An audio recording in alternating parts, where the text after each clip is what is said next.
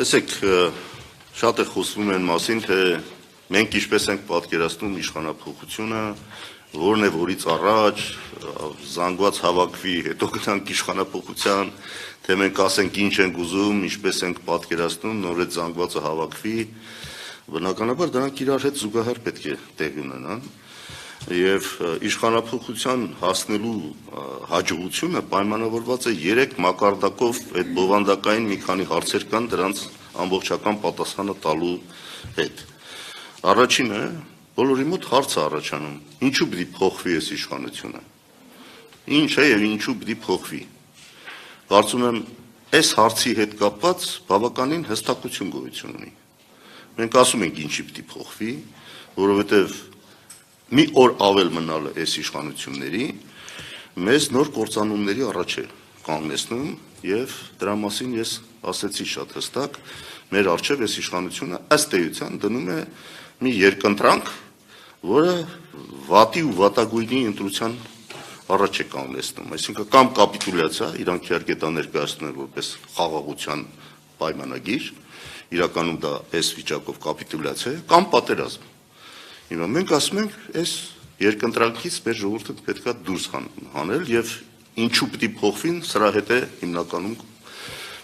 կապված։ Երկրորդը, ինչով պետք է փոխվի։ Ստեղ մենք իհարկե ներկայացնում ենք մեր ծրագրերը, մեր այլընտրանքը, որի մասին ես խոսեցի։ Մեր ուժականության աղբյուրները պետք է վերականգնվեն, ինչը իրենք ցամաքեցրել են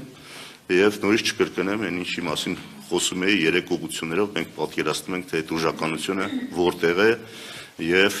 ինչպես պետք է դա կատարել։ Այսինքն գաղափարական, քաղաքական այլընտրանք այսօր շատ հստակ է։ Գաղափարական առումով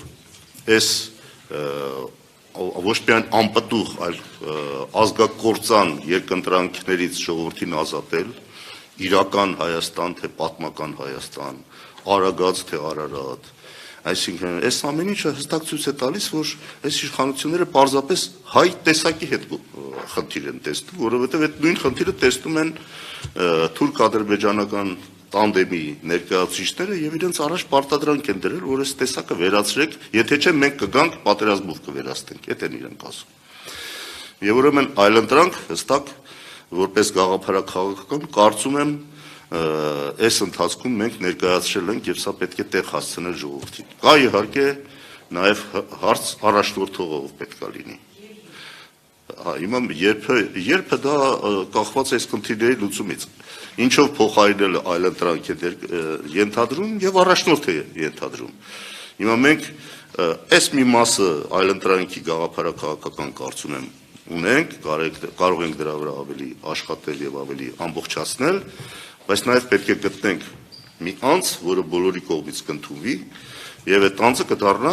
օրինակ նույն պաշտոնանկության process-ի համար կարևոր դեմքերից մեկը։ Հիմա շատ էլ չէ խոսում պաշտոնանկության impeachment-ի մասին։ Հիմա այդ impeachment-ի համար անհրաժեշտ է որ հստակ լինի թեկնածուն ով է, որտեղ միայն ասել Նիկոլը պետք է հեռանա, բայց չասել ով է գալու տեղը, չի ստացվի այդ պաշտոնանկության process, որտեղ դա պահանջում մեր այսօրվա օրենսդրությունը։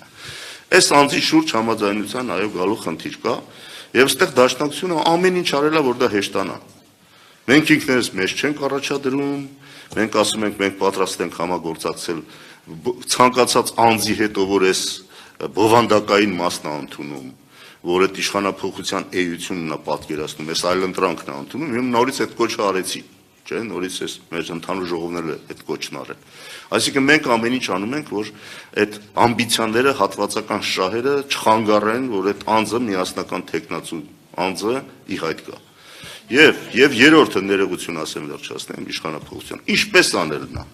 Այդտեղ ես ասեցի, ինչպես անելը դա է։ Ոչ թե պարզ մասնակցություն է մեզ անհրաժեշտ, այլ կազմակերպված մասնակցություն է անհրաժեշտ, որպեսզի հակակշռվի այն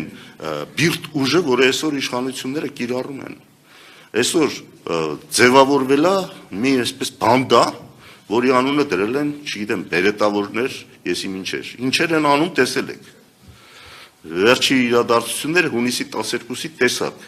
Ինչեւ մի չեն ուզում բացահայտեն այդ անօրինական կիրառած այդ միջոցները եւ այլն ոնց կիրառվեցին, ինչ եղավ եւ այլն։ Ոչ մի մարդ վայրագություններ կատարած այսօր չի դատապարտվել եւ որևէ պատիժ չի ստացել։ Այս բոլորն ինչի համար են անում։ Այս բոլորը ուզում են վախ սերմանեն մեր ժողովրդի մեջ եւ այդ վախը մենք հաղթահարելու խնդիր ունենք, այո։ Ամեն մեկը պատրաստ չի այսօր այն վճռականությամբ մտնի փողոց, որ գիտի վաղը գնալու է, հետապնդվելու է, բանտարկվելու է եւ այլ եւ այլ։ Բայց մեր կառույցը այն ներկայությունն ունի այդ տարածքում, որ մեր ընկերների մի մասի ոտը բանտում է, մյուս ոտը փողոցում է։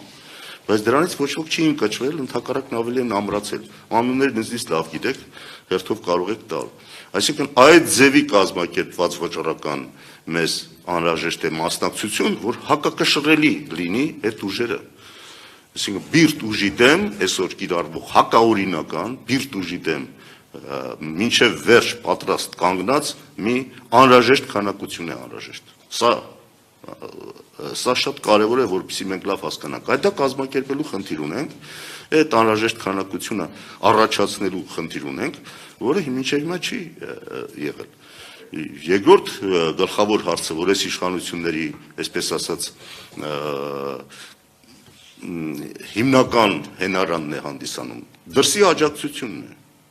Մենք այդ ուղղությամբ ենք լուրջ աշխատանքներ ծրագրավորում։ Դուք հետևել եք, չէ՞, ասենք այն իշխանությունը, որը քաղաքական առումով ձեռնտու է որոշ կենտրոնների, որևէ դժգոհություն չեն հայտնում այն բանի մասին, որ մարդու իրավունքների համատարած ոտնահարումը տեղի ունենում այս երկրում։ Քաղբանտարկյալներ կան այսօր մեր երկրում։ Դա պարտադիր չէ այդ քաղբանտարկյալն անպայման բանտում նստածելի, բայց իրան ազատությունից զրկում եք։ Մարդը արդեն հայտարարություն, քննադատություն է անում, արդեն քրեական գործ են հարուցում։ Այսինքն դա իրավունք չունի քննադատել սահմանադրական դատարանի օրինակ կայացած արդեն որոշումը։ Վաղը մեզ էլ են արդեն այդ խոսքի ազատությունը ամբողջությամբ ոտնահարված է։ Եվ դրա հետ կապված հայտարարություններ համապատասխան, որ նախկինում կային օրինակ, եթե կհիշեք, այդ խաղ հասարակություններ կոչվածները, դրանք ում են, բա չկան։ Այսինքն, այո, էս էլ իրանց ոգևորում, որպեսզի առավել բիրտ ուժով գնան առաջ եւ ռեպրեսիվ մեթոդներով ճնշեն որևէ ընդվզում։ Սրանա դեմն է պետք է առնել եւ դա պետք է կատարվի նաեւ արտաքին մարզում աշխատելու միջոցով։ Այն կազմակերպությունները, որի անդամ է Հայաստանը, պետք է պարզ տեսնի այն իրական պատկերը, որը գոյություն ունի մարդու իրավունքների ոտնահարման առումով, ժողովրդավարության առումով եւ մնացած բոլոր հարցերով, որով իբր թե իշխանությունները փորձում են ինքնագոհ պարծենալ։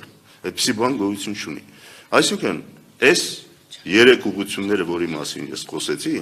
իշխանափոխության անհրաժեշտ բովանդակությունն են ապահովում։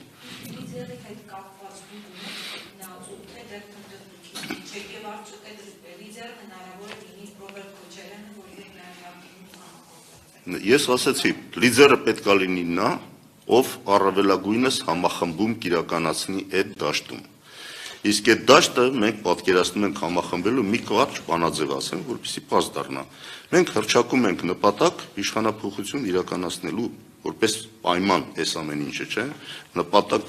միջանկյալ նպատակի մասին է խոսքը, իրական նպատակը ասեցի, մեր ինքնությունը պահելու, մեր ազգային պետականությունը պահելու խնդիրն է,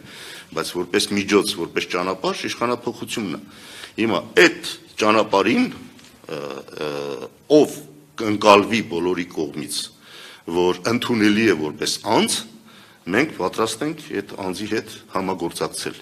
Եվ այդ դաշտը չպետք է թույլ տալ, որ պառակտվի։ Իսկ չպառակտելու համար այդ բանաձևը գոյություն ունի։ Ով որ այդ նպատակին դեմ չի, իշխանությունները փոխելու այս օրակարգով, իշխանությունները փոխելու նպատակին դեմ չի, մեր հետ է։ Մենք պետք է մի կողմ դնենք բոլոր տարաձայնությունները, որոնք այսօր կան, 3-4 հոգի հավաքվեն 5-6 հատ տարաձայնություն կունենան։ Մենք այդ փորձն ունենք։ Մենք պետք է մի կողմ դնենք այդ տարաձայնությունները հասկանալու համար, որ կա գերխնդիր։ Եվ այդ գերխնդրին համապատասխան պետք է երկրորդական համարվեն, ստորադասվեն բոլոր տիպի տարաձայնություններն ու հակադրությունները, որոնք ընդդիմադիր դաշտում այսօր նկատվում է։ Այ սա է, որ մենք կարողանանք անել, ընդդիմադիր դաշտը կհամախմբվի,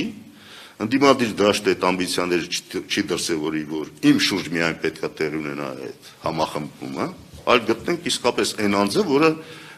նոր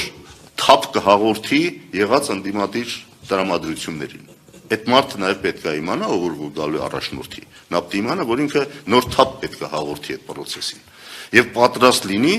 զրկանքների, պատրաստ լինի հալածանքների եւ այդ վճռականությամբ մտնի այդ դաշտը։